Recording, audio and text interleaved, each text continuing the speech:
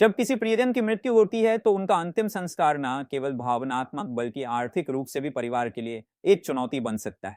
परंपरागत रीति रिवाजों में खर्च और जटिल विधियों का बोझ अक्सर परिवार को भारी पड़ता है। भारतीय परंपरा में मृत्यु के बाद किए जाने वाले कर्मकांड जैसे तेरहवीं, मृत्यु भोज, पिंडदान आदि में लाखों रुपए खर्च हो जाते हैं।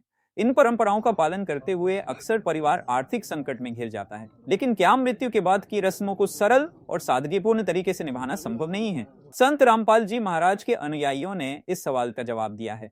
उनके यहाँ अंतिम संस्कार बेहद सादगी और गरिमा के साथ किया जाता है। कोई दिखावा, कोई महंगा बोझ और न ही कोई कर्मकांड।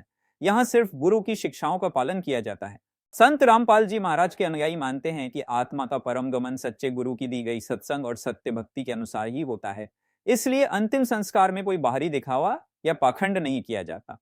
सभी परिवारजन और उपस्थित लोग शांत मन से सामूहिक प्रार्थना करते हैं, जिसमें मृतक की आत्मा की शांति और मोक्ष के लिए शुभकामनाएं दी जाती हैं। यह एक नई सोच है जो समाज को अनावश्यक खर्च और दिखावे से दूर ले जाती है। संत रामपाल जी महाराज के अनुयायियों का यह सादगीपूर्ण तरीका न केवल आर्थिक दृष्टि से लाभदायक है, बल्कि यह आध्यात्मिकता और मानवीय मूल्यों को भी सुदृढ़ करता है।